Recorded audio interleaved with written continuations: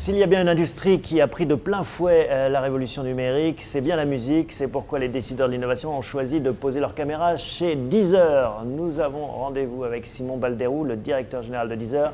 Il nous fait partager sa vision de l'évolution et de l'innovation en matière de musique.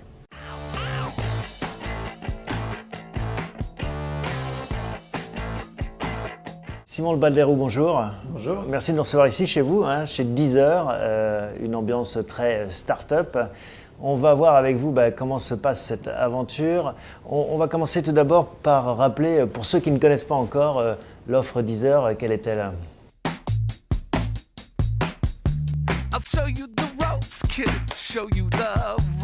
Donc on a une offre gratuite qui permet de découvrir, de picorer et de se balader sur le site internet web. Donc on a une offre ordinateur 10 heures par mois avec de la publicité. Donc ça c'est gratuit.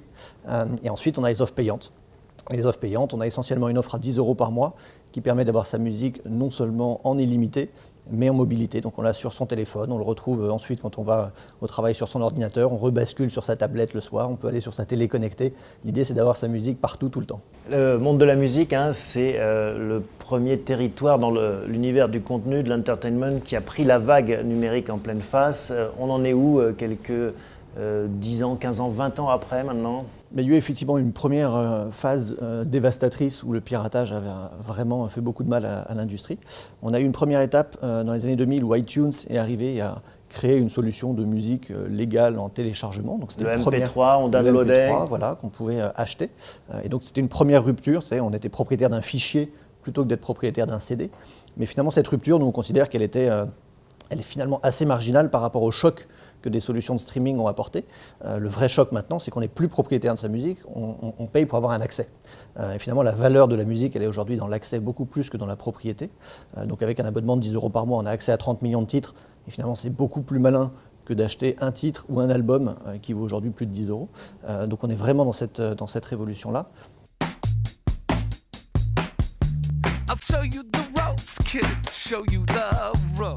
Et ça, c'est grâce au cloud et au débit que on peut avoir ça. Oui, c'est grâce aux nouvelles technologies qui se sont développées au même moment. C'est vrai que la grande différence avec les années précédentes, c'est que maintenant tout le monde a un smartphone et on a sa musique en permanence. On a même une technologie qui permet d'écouter sa musique même quand on n'est pas connecté. Donc toute la magie, c'est de pouvoir choisir ses albums, ses artistes favoris, ses playlists et de les mettre téléchargés sur son téléphone. Alors même qu'on n'est pas connecté, on peut y avoir accès. Le système reconnaît automatiquement le jour où vous n'êtes plus abonné. Du coup, on n'a plus besoin d'iPod, on a sa musique en permanence. Et là, vous pensez que le système est stabilisé ou alors que ça va encore vivre au rythme des ruptures Le passage à l'accès est vraiment celui-là le bon. Et que pour l'ensemble de l'industrie musicale, maintenant, tout le monde a basculé dans le fait que dans le futur, on aura une base beaucoup plus importante de gens qui s'abonneront et qui paieront 10 € par mois. Donc je pense que ce sera vraiment le mode dominant. En fait, il suffit de se dire, s'il y a 10 millions de Français qui sont prêts à payer 10 € par mois, ça fait une industrie qui pèse 1 milliard rien qu'en France. Et on est bien au-delà de ce qui se fait aujourd'hui. Et maintenant que la vague de cette révolution digitale sortir, est-ce que justement on voit les dégâts ? Est-ce que le piratage recule ou est-ce que finalement ça va être difficile de revenir en arrière ? Non, le piratage recule. Quand Daniel Marilly, le fondateur, a créé Deezer, il s'est dit tout bêtement, iTunes ou le téléchargement, ça coûte trop cher. Le piratage, c'est l'enfer. Et donc, il faut une solution qui soit meilleure que le piratage. Et finalement, si Deezer marche, c'est simplement parce que c'est mieux.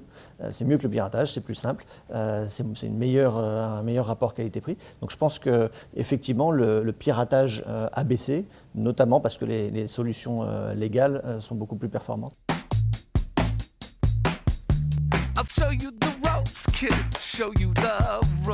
Qu'est-ce que vous voyez comme principal concurrent ? Le principal concurrent pour nous, c'est tous les modes d'achat de musique. On est vraiment là-dedans. Donc c'est les gens qui achètent des CD, c'est surtout les gens qui ont pris l'habitude d'acheter de façon numérique. Donc ceux-là, il faut qu'on arrive à les convaincre que c'est plus malin de s'abonner. Sur iTunes par exemple ? Par exemple sur iTunes, sur Amazon. Et ensuite, nous on regarde tous les gens qui écoutent gratuitement de la musique, notamment sur YouTube. Donc YouTube est un gros concurrent sur la partie gratuite. Et après, on a d'autres services qui se sont développés comme nous, comme un Suédois qui s'appelle Spotify. Maintenant, on ne regarde pas tant ça que les gens qu'il faut convaincre de changer de modèle. Puisque le vrai enjeu, le streaming est encore petit par rapport aux autres mode d'écoute de musique. Notre enjeu, c'est de faire comprendre aux gens l'intérêt du streaming. On a parlé de l'innovation en matière de business model, qui est l'innovation majeure que porte Deezer. Quelles sont les autres innovations?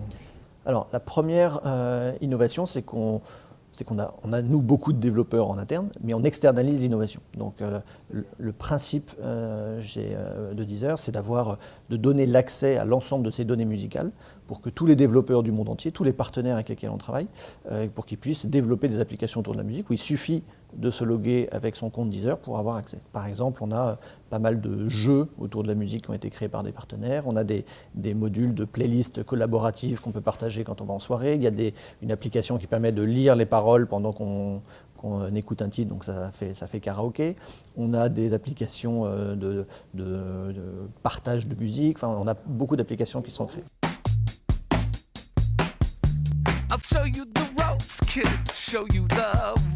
Et pour vous, c'est un élément clé, ça, cette stratégie d'ouvrir l'innovation pour créer un écosystème et puis finalement renforcer votre présence? Oui, on est dans une idéologie complètement ouverte, donc on a envie que l'ensemble des développeurs du monde entier puissent créer autour de la musique. Donc c'est vraiment aussi ce qu'apporte Deezer, c'est de pouvoir passer toutes les frontières. Aujourd'hui, il n'y a plus de frontières dans le monde de la musique, alors qu'avant c'était un monde assez cloisonné. Aujourd'hui, un artiste peut avoir une audience internationale très vite, et donc on a des gens qui, dans tous les pays du monde, créent des applications. Nous, on considère que finalement, si on peut avoir 1 million ou 10 millions ou beaucoup de gens qui développent pour nous, et autour de la musique, c'est quand même un énorme atout. Mais au-delà de ça, est-ce que vous mettez à disposition des outils? On a vu les API pour travailler sur vos données, des outils qui permettraient de créer peut-être électroniquement, virtuellement de la musique? Alors en tout cas, on a un outil pour les artistes qui s'appelle Deezer for Artists et qu'on met à disposition des artistes et des managers qui leur permettent d'avoir de nombreuses données sur la consommation de leur public. Mais pas encore de la création musicale virtuelle, la production? Alors nous, on n'a pas, nous, la mission de produire des artistes, puisque notre enjeu, c'est vraiment de mettre en avant tous les artistes du monde entier. Donc on a finalement un rôle comme un journal éditorial où on choisit nos coups de cœur et on essaye de les faire partager.